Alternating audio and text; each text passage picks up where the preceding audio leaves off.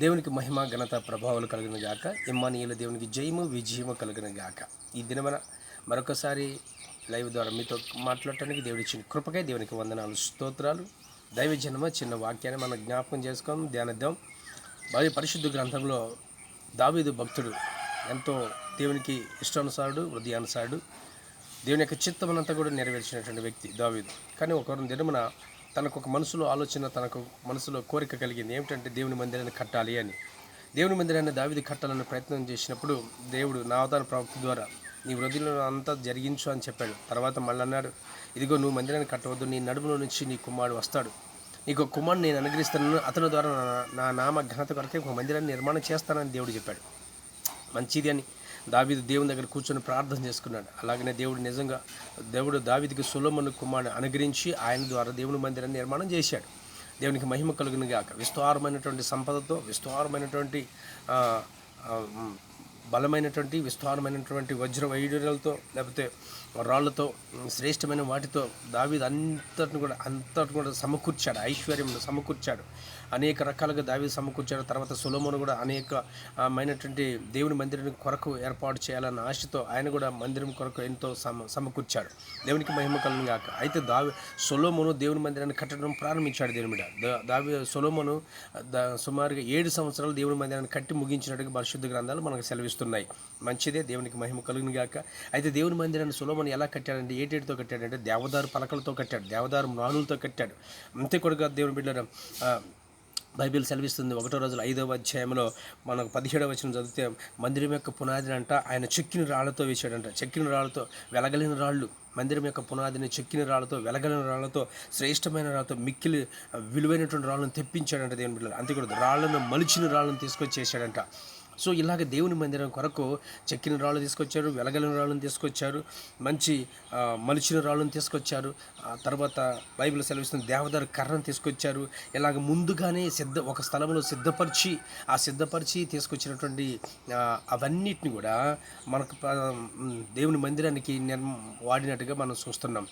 1వ రాజులు 6వ అధ్యాయంలో 7వ వచనంలో ఈ మాట రాయబడింది. మందిరము కట్టు సమయంలో అది ముందుగా సిద్ధపరిచి తెచ్చినటువంటి రాళ్లను మందిరమునకు కట్టబడిన ఆ స్థలంలో ఒక్క సుత్తె దెబ్బ కానీ, గొడ్డల దెబ్బ కానీ, ఇనుపు పనిముట్ల దెబ్బ కూడా కొంచెం ఎంత మాత్రం సౌండ్ వినబడలేదంట. అంటే ఎక్కడో అవి కట్ చేసుకొని మంచిగా నీట్గా తీసుకుని వచ్చి దేవుని మందిరానికి సౌండ్ రాకుండా నెమ్మదిగా ప్రశాంతంగా పరలోకపు తండ్రి అనే దేవుని యొక్క మహిమను కనపరుస్తూ దేవుని యొక్క మందిరాన్ని సొలొమోను కట్టిస్తున్నాడు. దేవుని బిడ్డ ఎంతో సుందరమైన దేవాలయాన్ని దేవుడు సొలొమోను ద్వారా కట్టిస్తున్నాడు. సొలొమోను కడుతున్నాడు. జనాలందరూ అనుకుంటున్నారు, ఆహా అంత అందమైన మందిరము, శ్రేష్టమైన మందిరం, విలువైన మందిరం, గొప్పదైన మందిరం, ఆహా దేవుని మందిరం, మహాదేవుని యొక్క మందిరం మన దేవుడు కట్టిస్తున్నాడు మన రాజు ద్వారా అని చెప్పేసి ప్రజలందరూ ఆనందపడుతున్నారు, సంతోషపడుతున్నారు. రాజు కూడా సంతోషపడుతున్నాడు, సొలొమోను మహారాజు కూడా కోసం కట్టేవారు ఆనందపడుతున్నారు. అందరూ కూడా సంతోషము, ఆనందం వ్యక్తం చేస్తున్న సమయాల్లో దేవుడు ముఖ్యంగా సొలొమోనుకు ప్రత్యక్షమయ్యాడు. దేవుని బిడ్డలు చాలా శ్రేష్టమైన మాట, జాగ్రత్తగా గమనించాలి. 6వ అధ్యాయము 11 నుండి 13 వచనాలు మనం పరిశీలన చేస్తే సొలొమోనుకి యెహోవా వాక్కు ప్రత్యక్షమైందంటే ఇలాగ సెలవిచ్చాడు దేవుడు, నీవు ఈ మందిరాన్ని కడుతున్నావే సొలొమోను, ఈ మందిరమును నీవు కట్టించుచున్నావే, నువ్వు సొలొమోను నా మందిరం నువ్వు కట్టిస్తున్నావు కదా. నేనే నీ తండ్రిని దావీదుతో చెప్పాను, నీకు ఒక కుమారుని ఇస్తాను, ఆయన ద్వారా నా మందిరం కట్టుకుంటానని చెప్పాడు. అంటే సొలొమోను ద్వారా దేవుడు మందిరాన్ని కట్టిస్తున్నాడు. ఇప్పుడు దావీదుకి ఇచ్చిన వాగ్దానము దేవుడు నెరవేరుస్తున్నాడు. ఇప్పుడు సొలొమోను ద్వారా దేవుడు ఆ కార్యం ముగించాలని దేవుడు ఇష్టపడ్డాడు.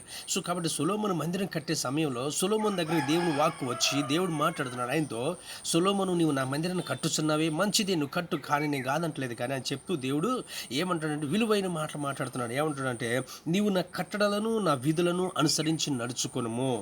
అబ్బా ఎంత చక్కగా మాట్లాడుతున్నా. నీవు నా కట్టడలను నా విధులను అనుసరించి నడుచుకొనుచు నేను నియమించిన ఆజ్ఞలన్నింటినీ గైకొనిన ఎడల నీ తండ్రి అయిన దావీదుతో నేను చేసిన వాగ్దానం నీ పక్షముగా స్థిరపరిచేదను. అంటే దేవుడు సొలొమోను సూపర్ కడుతున్నా, మంచి కడుతున్నా, నా హృదయం అంతా కూడా ఇష్టంగా ఉందా, సంతోషంగా ఉందా అని దేవుడు చెప్తలేదు. కానీ సొలొమోనుతో దేవుడు ఏమంటున్నాడంటే, నీవు నా కట్టలను నా ఆజ్ఞలను అనుసరించినాడు, నీ తండ్రి అయిన దావీదు ఇచ్చినటువంటి ఆజ్ఞలను కూడా గైకొనుకో.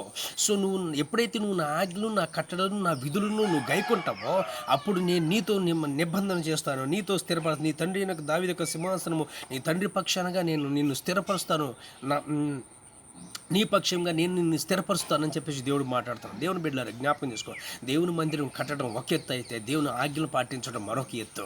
దేవునికి మహిమ కలుగును గాక. రిమానా తూర హట్టకర బ్రహ సెక్రటరీ ఊరడ్డ బ్రోక్లో బ్రోషి అంతరాల క్రూర హత్త బ్రహ సెక్రటరీ. పరిశుద్ధాత్మ దేవుడు సెలవిస్తున్నమాట. ఇదిగో దేవుని మందిరాన్ని కట్టాలని ఆశపడుతున్నావా? దేవుని మందిరానికి పునాదులు వేస్తున్నావా? దేవుని మందిరం కొరకు ప్రయాసపడుతున్నావా? దేవుని మందిరం కొరకు అహర్నిశాలు శ్రమ పడుతున్నావా? మంచిదే, నేను కాదంటలేదు. కానీ దేవుడు అంటాడు నువ్వు ముదురుగా నా ఆజ్ఞలకు పాటించు, నా కట్టలను అనుసరించు, నేను చెప్పిన విధానం ప్రకారం నువ్వు నడువు, నా ఉద్దేశం అంతకు నువ్వు నెరవేర్చడానికి నువ్వు ఇష్టపడవు అని చెప్పేసి దేవుడు మాట్లాడుతున్నాయి. దేవుని బిడ్డలారా, దేవుని మందిరాన్ని కట్టాలంటే అది అసామాన్యమైన విషయం కాదు. ఎందుకంటే ఆకాశం ఆయన సింహాసనం, భూమి ఆయన పాదపీఠము. మనం ఉద్దేశించిన మందిరం ఏ పాటి మందిరము.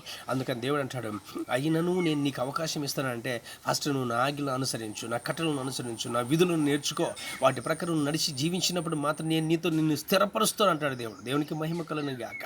ఈరోజు దేవుని బిడ్డ, నువ్వు మందిరాన్ని కట్టాలని ప్రయత్నం చేస్తున్న సమయంలో ఇదిగో నువ్వు ఎంతో వేదపడుతున్నావు, కష్టపడుతున్నావు. ఇదిగో మందిరానికి అది లేదు ఇది లేదు అని తొందరపడుతున్నావు, కలవరపడుతున్నావు, ఎవరిని అడగాల, ఎటు పోవాలా, ఏం చేయాలని ఆలస్యపడుతున్నావు, ఆలోచన కలిగి ఉన్నావు. నా దేవుడు సెలవిస్తున్నాడు, రీ బ్రో హౌతా కురాసాకే.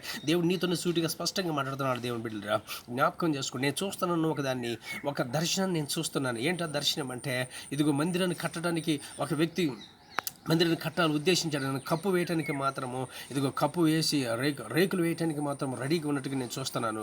అంటే సైడ్లన్నీ కూడా ఐరన్ వేయకుండా, కప్పు పైన ఐరన్ వేయకుండా తాటి చెట్టు లాంటి ముద్దులను వేసుకున్నాడు దేవుని బిడ్డ. దాని మీద రేకులు వేయటానికి ప్రయత్నం చేస్తున్నాడు. దేవుడు అతను దీవించును గాక. దేవునికి మహిమ కలుగును గాక. దేవునికి మహిమ కలుగుతుంది గాక. మొదటగా ఆయన ఆజ్ఞలను పాటించు, ఆయన కట్టలను పాటించు. అప్పుడు ఆయన విధులను అనుసరించినాడు. అప్పుడు దేవుడు నీ పట్ల కార్యం జరిగి నువ్వు కోరుకున్న మందిరం కంటే కూడా దేవుడు కోరుకున్న మందిరంగా, నీ హృదయమే దేవుని ఆలయంగా, దేవుని మహిమ కలిగిన మందిరంగా నిలబడటానికి అవకాశం దేవుడు నీకు ఇవ్వబోతున్నాడు. దేవునికి మహిమ కలుగును గాక. రాటా బ్రోకో తోరో సెటరీ. ప్రభు నీకు వందనాలు, స్తోత్రాలు. Thank you lord. కొంతమంది మందిరానికి పునాది వేయాలని ఆశ కలిగి ఉన్నారు. దేవునికి మహిమ కలుగును గాక. దేవుడు చెబుతున్నాడు, దేవుడు నాకు చూపిస్తున్నాడు. దేవుని బిడ్డరా, దేవుడు మందిరానికి పునాది వేయాలనుకున్న దేవుడు వేయబోతున్నాడు.